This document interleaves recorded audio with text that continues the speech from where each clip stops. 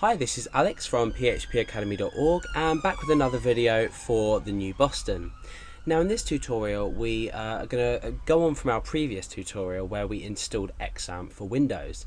Now that we're at this stage where we've installed installed XAMPP, we've accessed localhost, we've tested that phpMyAdmin works, so we've run our MySQL databases for when we look at databases a lot later on, and we've also brought to attention the XAMPP control panel here, which allows us to start and stop particular services. And the services that we've focused on are Apache and MySQL because these are two that we're going to use most frequently.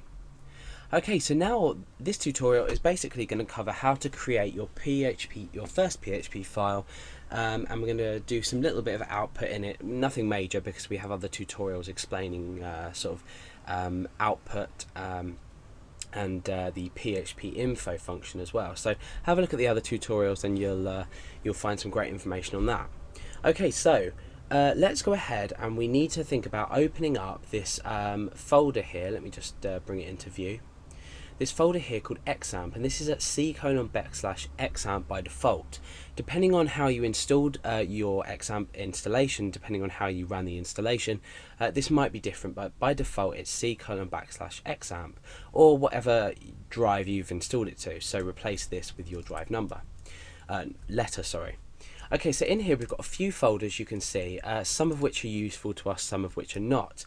We have our PHP installation folder, which contains all our DLLs, php.ini, so let's find that. We've got php.ini here, etc, etc. So there's another tutorial on php.ini, so go and check that out. Okay, so htdocs is the folder that I want to focus on in this tutorial because we're going to be creating our first file. Now inside htdocs at the moment it's a bit of a mess for me. I've got a few files in here, but we want to create our PHP file in here.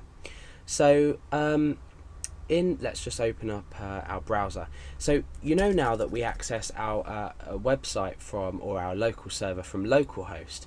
Now we don't need to do localhost /htdocs/ and our file, because htdocs here, in here is where is the root directory, if you like, for where our file should be.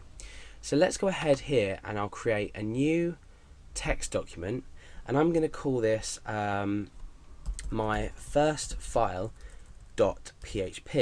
Now in Windows I have extension naming enabled, so I can automatically name my extension, but if you can't do it this way, you can see I've got, if you change a file name extension, blah blah blah, click yes, and that's changed now to a PHP file. Now this C icon you see is my text editor, my default text editor, and my default text editor is context.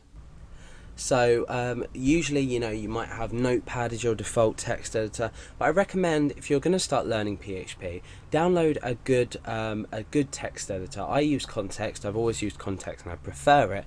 However, some people prefer to use Notepad++ or even just Notepad. And I mean, there are many out there that you can use, depending on what platform you're in as well. You might be running a Linux system, so you may have different text editors available to you.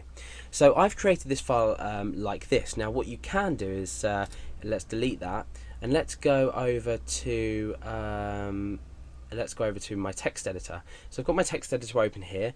I'm going to create a new file, and I'm going to save this. I'm going to go save as, and I'm in my htdocs folder here. So I'm going to type my first file.php, and then down here I'm going to save as type all files to make sure that the extension's read. Now watch what happens to this just up here, this text files bit here, when I click save. So let's get this into view as well. I'm going to click save, and you can see that's automatically changed syntax highlighting for my file. So if now the PHP extension is applied, we can see that file's been created there for us. The extension has been applied, and now syntax highlighting has been turned on. Now syntax highlighting, if you've ever programmed before, you'll know, highlights specific parts of the syntax, so constructors, variables, string data and integers, things like that. Just everything will be highlighted differently depending on how your text editor handles that, and you can modify that as well from options menus. But we're not here to talk about that, we're here to talk about the first PHP file. Now inside our PHP file, let's just actually go to our browser first and try and access this. So we know this is saved in c:\\examp and htdocs. So let's go ahead to our browser and type in myfirstfile.php. So remember, htdocs is the root folder, so all we need to do is say localhost / myfirstfile.php. We press enter and this file has been loaded in. Now, because it's a PHP extension, you might think that you can't put HTML data in, but we can in fact write data into here and just either plain text or HTML, and when we refresh, that's displayed on the page. So you can see now that we're accessing our files like we would on a normal server. And again, you can create folders, directories in here, and create things as you wish. So to create the first PHP file, we've done this, and our tags look like this. You'll notice that we have a less than sign, a question mark, PHP, and then we end on a question mark in here. So that's very similar to how we open up and close HTML. So we open up tags like that and end tags like that.